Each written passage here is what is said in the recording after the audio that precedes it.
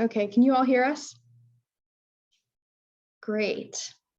All right, Val's going to get us started. Thanks for your patience, everyone. Yes. Okay, great. Hi, welcome to the How to Meet with Legislators workshop. So we can finally start now.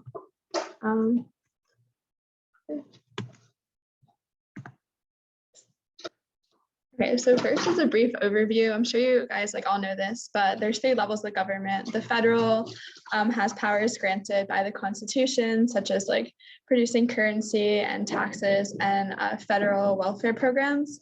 And at the state level, their powers are anything that's not delegated to the federal government in the Constitution, such as income taxes and state welfare programs. And then at the local level, states give cities or towns specific powers, such as managing their parks and schools and police. And then each of these levels is divided into 3 branches: the legislative, who we're meeting with, who makes the laws, the executive, who carries out the laws, and the judicial, which interprets them. So just a quick comparison of the federal and state legislative branch. They both consist of the House of Representatives and the Senate.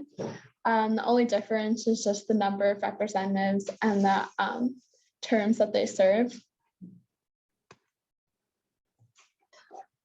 So first, when a bill is introduced in either the Senate or the House, it has to go through at least one committee.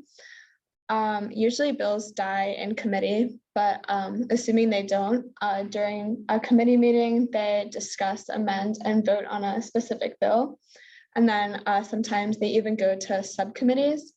And then if approved, it goes back to the House or Senate for further amendment and discussion.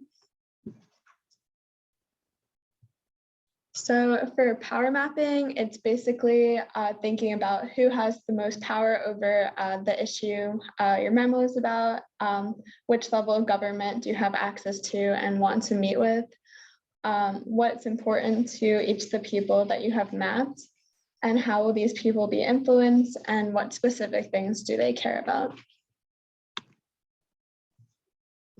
So for choosing targets, first you have to choose the level of government that you're interested in talking to, and then see if you have any connections, like if someone in your group is a constituent of a certain representative, and if the organization has any connections. And then you should look at specific committees that are involved in your issue. So if it's an environmental issue, then looking at the environmental committees. And so the parts of the committee, the most important part of the committee is the committee chair, who basically sets the agenda. So they choose the bills that the committee will formally act on. So when reaching out to committee members, it's the best one to reach out to is the committee chair. And then the ranking member is the leader of the minority party in committee. But if the election switches parties, then they could become the committee chair. So you might want to meet with them as well. And then see if you have any connections to any members. So when meeting with these members, you want to emphasize the values and issues that each representative is passionate about. So if they care a lot about state rights, then you should emphasize state right talking points in your evidence, and also be prepared to answer questions relating to any values or issues that the representative cares about. And then just to remember that different pieces of evidence are more impactful for different representatives, usually depending on their party affiliation or their prior voting records or whatever bills that they co-sponsor. And it's also helpful to keep in mind how informed they are about a specific issue. So if the representative isn't too informed about it, you want to give a more broad overview and make sure you're explaining with more detail. But if they're already aware of it, you can go into more minor talking points with them. So another thing to keep in mind is the path to get into the staffer inbox. These meetings are usually conducted with staffers, so you'll be emailing them to reach out. So the best way to reach out is if you are a constituent, or if a family or friend is a constituent, they can send the email to initiate the contact, and then CC your group on the email chain, and then you can take it from there. And then the second best way is if you've talked to the staffer before, so you already have a connection with them. And then if the staffer has met with the organization in the past, and then connect other organization connections to the organization, like if like a science policy group in a different area, we can contact their representatives. And then the last way is the contact form on the representative's website if you're not a constituent. So there's some databases where you can find the emails for the staffers that you're going to be reaching out to. And then if their emails aren't there for whatever reason, there's specific templates that they usually use for the federal House and Senate, and then for the PA State House and Senate, which are listed there.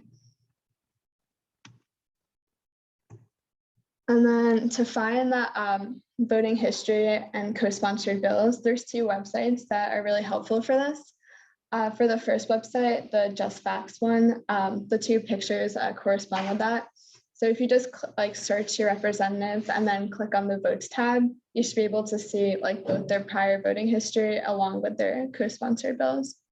Yeah. Are these websites are essentially equivalent, or do they perform different functions? They're essentially equivalent.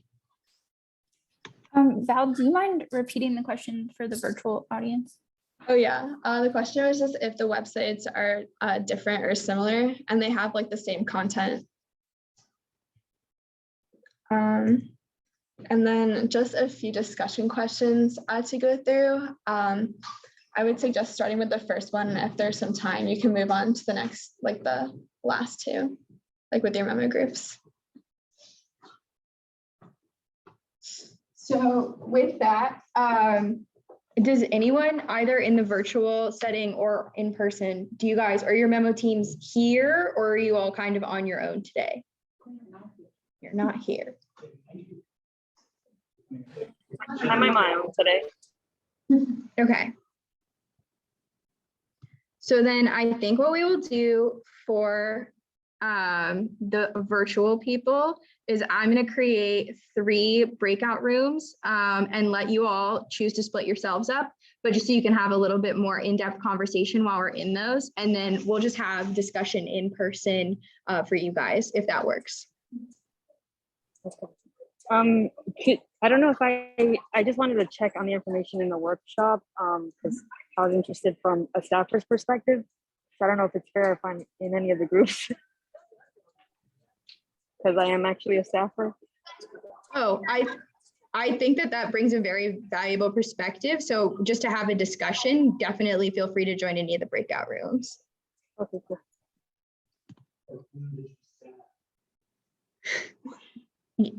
Okay, yeah. Who are you a staffer for? Is a question from the audience. Rep Clark, but I'm representing myself, not Representative Clark. Sure. Okay, cool. Can you all see breakout rooms? I can. Okay. Yeah, so go ahead and join and we'll have a discussion and we'll close the breakout rooms in 5 minutes.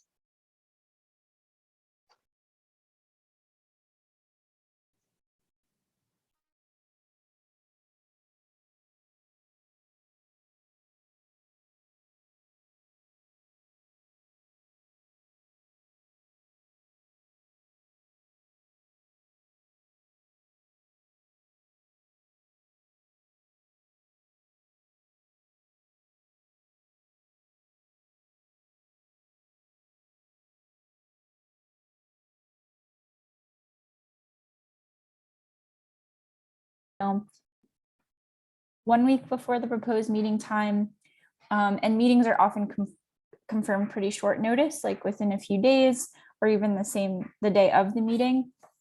Val gave you a bunch of good tools to find people's contact information.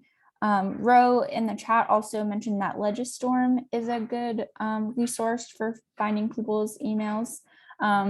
So I definitely prefer to directly email someone than to use the meeting request form on their website, but that is also an option.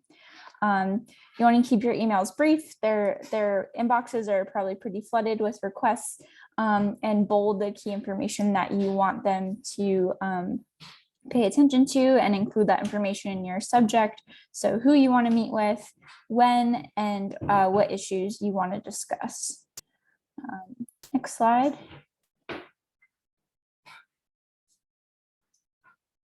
So I'm just going to walk you guys through an example email written in a previous year and kind of highlight the components of the email that you should include. So you can advance it one. So in the introduction, you want to include your name. And I think the most important thing to highlight is whether you're a constituent of this legislator. So if there's someone in your group who is a constituent, they should be the one reaching out. As Val mentioned, if you have a family or a friend or some other connection who's a constituent, they can reach out on your behalf, but you really want to that's the first thing you should mention. You can also mention that you're a student at Penn. And if you want to include that you're a member of PSPDG, you can also.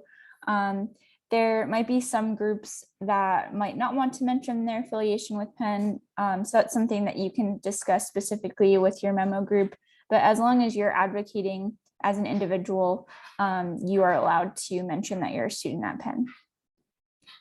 Next slide. So then the next thing you want to do is briefly mention the issue that you want to discuss, or if you're discussing a specific bill, you can mention that bill's number, and just really brief. That should be pretty much just one sentence. Next. And then you want to make a specific request about who you want to talk to, when, throw out a couple of dates and times, where. This can include virtually. And in this example email, which might be applicable for some people, if you're meeting with several people around the same time, you can mention that you have these other meetings scheduled with their colleagues. That might kind of help you get a foot in the door. So just be very specific about your ask, and hopefully they'll be able to confirm one of those dates or times pretty quickly.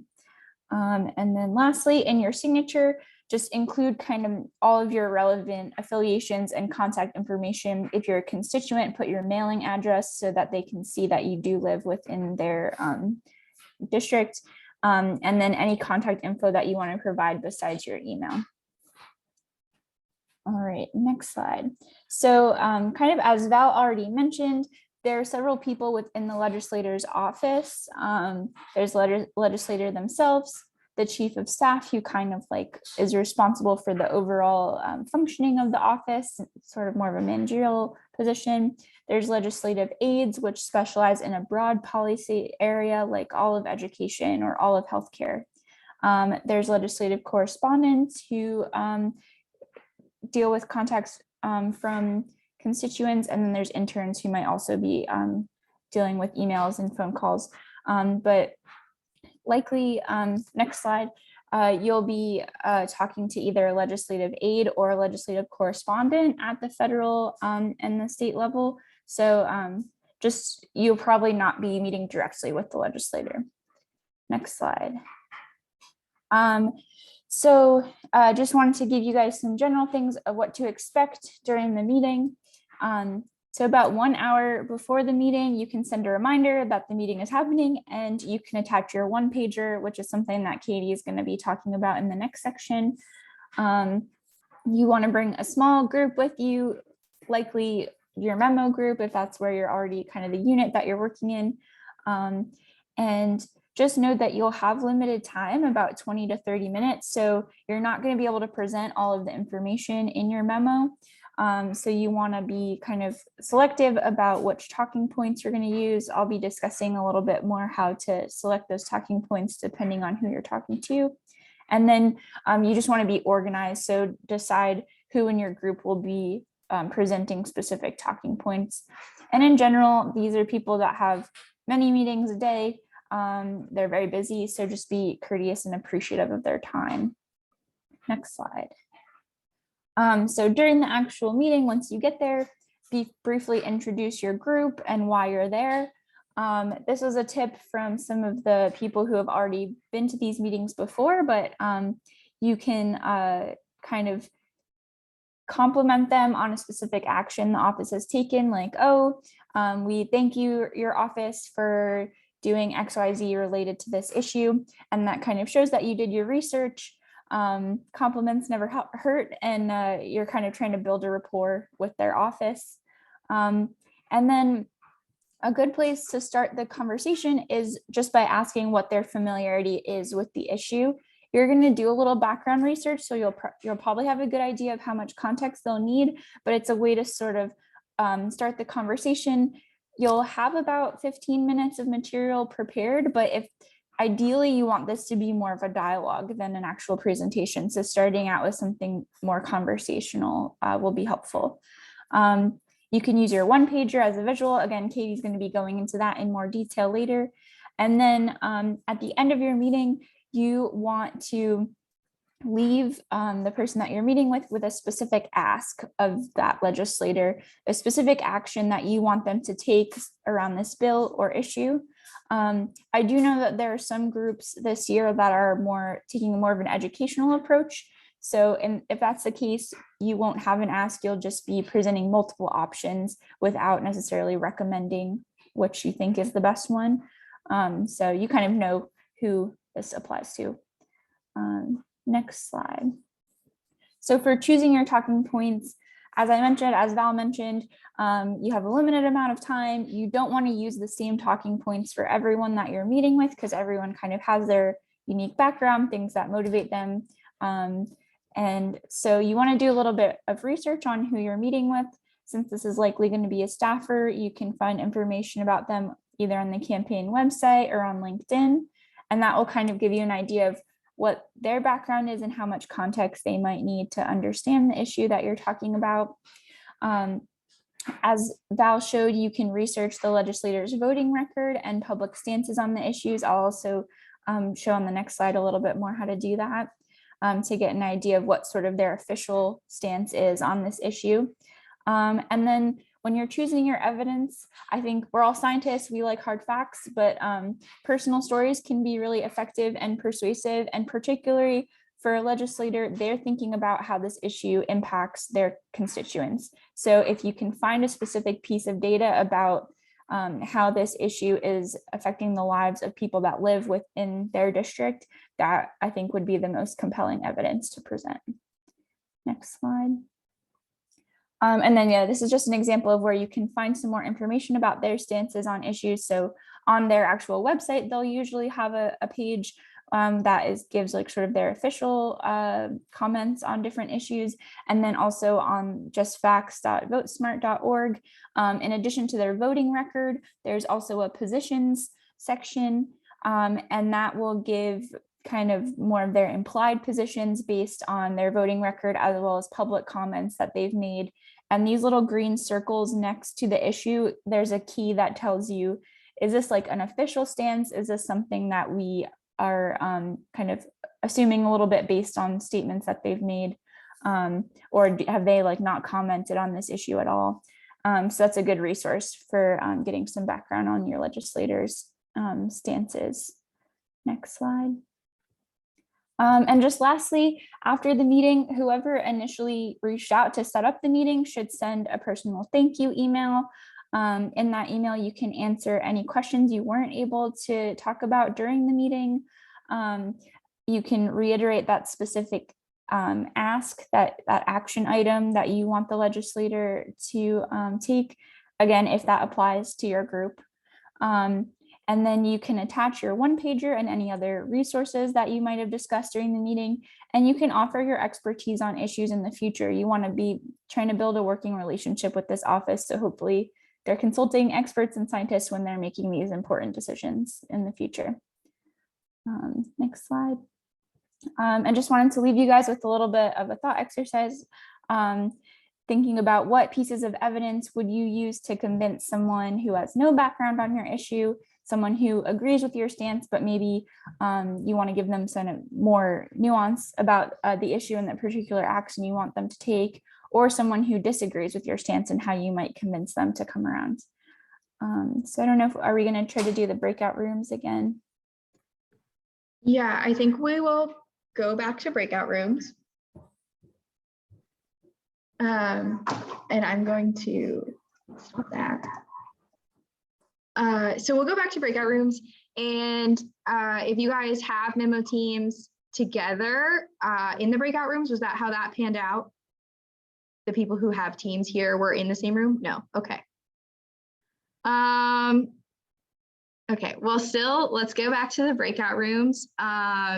And to facilitate this discussion for groups that are people from different memo teams, either like pick someone's memo topic to discuss, or I will supply that we have a team that's working on building electrification. And maybe you can think about different levels of evidence that you might be using with that topic. Not necessarily anything super in depth if it's not your area of expertise, but at least it gives you something to go off of to think about, like how deeply you would be able to go with someone who has no background on an issue like that, which may be you. So I'm going to open breakout rooms again. And I think it will send you back to the ones that you're already in.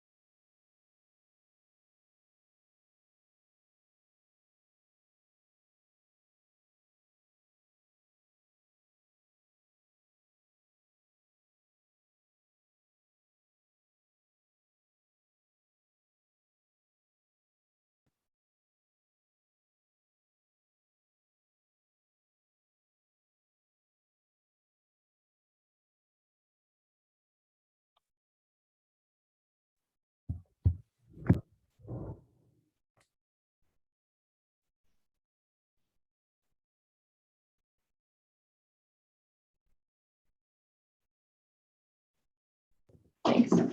Okay, welcome back from your breakout rooms. I apologize for giving a very complicated memo topic because we ended up discussing that at the in-person room as well. And basically we got through what is the topic. But I will wrap us up with this bit about one-pagers. So basically in this workshop, we started with Val. She taught you how to like identify people that you're interested in meeting with and figure out how you might even begin to get a meeting with them. And then Julia walked us through what that process is going to look like. But one thing that we have mentioned in multiple other sections that we haven't really gone into depth on it yet is a one-pager.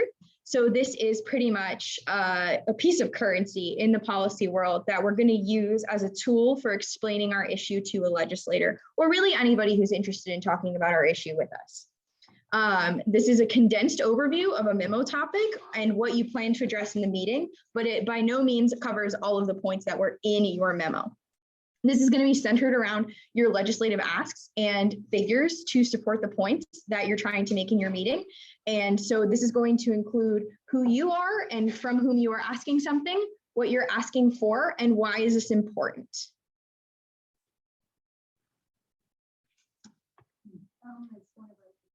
Yes, so we have an example one-pager here from 2019, I believe, which is on addressing algorithmic bias. So at the top, we see like a title. So what is your primary topic in your one-pager? This is not your ask, but this is just generally what are we going to be talking about in this meeting. Who are you? In this location, you're going to want to put names and any titles of your team members. If you want to say that you're representing PSPDG, you can include that here. And then you want to include your contact information for your team. And then here, you want to highlight what you want. This is possibly the most important piece to highlight in your one-pager. What is your ask, or what is the educational takeaway for those of you doing educationally based meetings? You want to make sure this is easy to identify, and you want to be able to tailor this depending on your meeting. For example, I worked on a team that met with both Senate and House offices. And at that time, only the Senate had a bill available for us to advocate for them passing, but the House needed to introduce something in order to work further on that issue. So our one pager changed depending on which office we were meeting with. Also, why? Why should they do what you're asking? Why should they listen to you? This is most easy to digest when it is included in figures and images that illustrate both the data and the point you're trying to make. So this one pager does a really great job of highlighting the important points behind what they're trying to say with figures, which is part of the reason that it's highlighted here. So you want to include the most impactful data in a very visually appealing way here. And then also you want to say what is next coming from your one pager. You can include links to your memo or more information. So depending on whether you might be having meetings in person or online, the format of this might change. For example, if you're printing out your one pagers and handing them to legislators in person, QR code might be a really good method for this. But if you're going to be emailing it exclusively because all of your meetings are going to be conducted virtually, then you might include just a link for people to click on. So a couple more examples of one pagers that PSPDG has used for meetings in the past are these two, one on reforming US drug pricing and one on securing election infrastructure. A couple of things to highlight across the board with all of these one pagers is they're using color and they're using figures to make sure that you get the point and you're paying attention. And then one thing to highlight with the drug pricing is that the ask is very bold and very clear at the bottom, pass HR 3. That's what we want. And there's a link for the full text of HR 3 as well, which is another good resource to include in a one pager. If you're advocating for the passage of a specific piece of legislation, linking to that is a great way to go.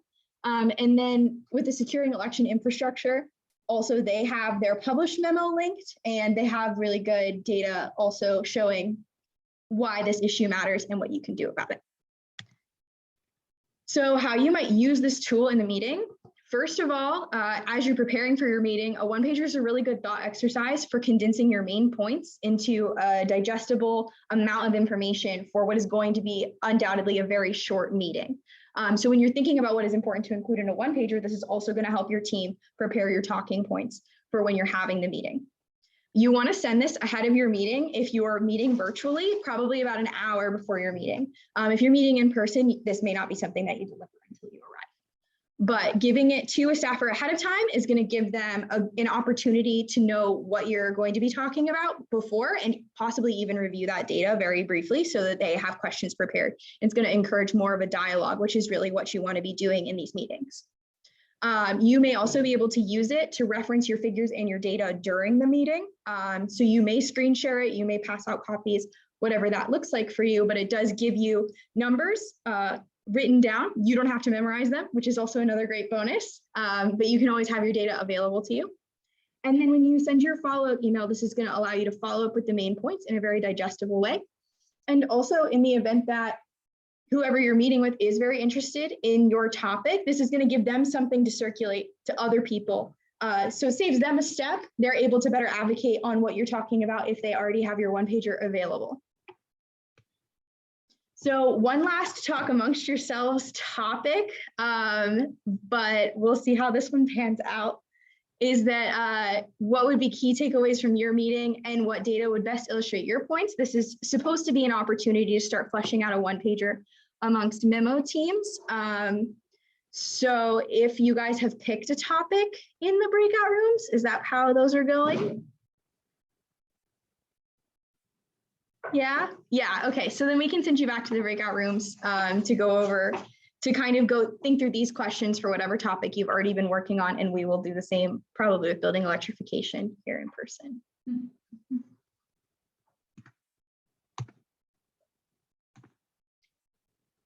Okay, so does somebody have an idea?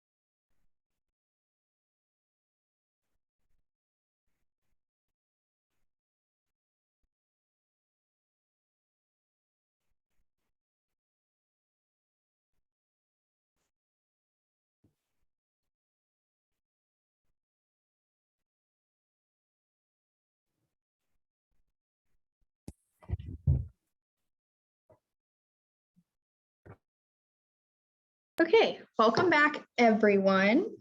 Hopefully, I appreciate your adaptability in the breakout rooms. Hopefully those discussions were helpful, despite probably having to learn a whole new issue in like the 10 minutes that you all were in there. So I just want to wrap up by going over an outline of what setting up meetings with legislators might look like, and then send you all on your merry way. So the first step was to pick a topic and write a memo. Congratulations, you've probably already done this if you were already a part of a memo team. If not, you may be joining one for the purposes of meetings, or maybe you're just taking this information with you, so you're ready whenever you do have an issue you want to work on. But then you're going to be researching power players, identifying who you want to meet with and your connections to them. So perhaps this workshop has been a good opportunity to meet people on other teams. You may network amongst yourselves and find that you're able to connect with more legislators than you had previously thought and make a bigger impact on your issue. So that's very exciting. You want to be reaching out to your representatives 1 to 2 weeks before your ideal meeting date. Then you're going to be preparing and sharing your one-pager. Make sure that you're doing research on the office and the staffer that you're meeting with specifically, so that you are prepared for the level of dialogue that you're expecting from them, and you know what kind of stances they might already have on your issue. And then it's meeting day, which is very exciting. Have a dialogue, be clear about your priorities, be open to questions, and do your best to engage with whoever you're meeting with. This is not always going to be successful. Sometimes they're just there to take notes on what you have to say and go away. But hopefully you can get everyone engaged and get them as excited about your topic as you are. And then when you're done, make sure that you follow up after your meeting. Make sure that you're providing any resources that you told them you would during your meeting. And also maybe you're able to establish a relationship with that office, which can be very valuable as you continue on in science policy work if you do. So that is an overview of what we talked about today. I will make sure that the slides from this go out to everyone who is registered, so that you have access to all of the links and all of the information that we covered. And if anybody is here and didn't register for some reason, just let me know and I'll make sure that you get them as well. And I want to thank Val and Julia for all their hard work putting this together. They did a fantastic job. Okay, Val and Julia. And thank you all for your patience as we were getting this set up. So thank you all for coming, and please feel free to reach out if you have any questions.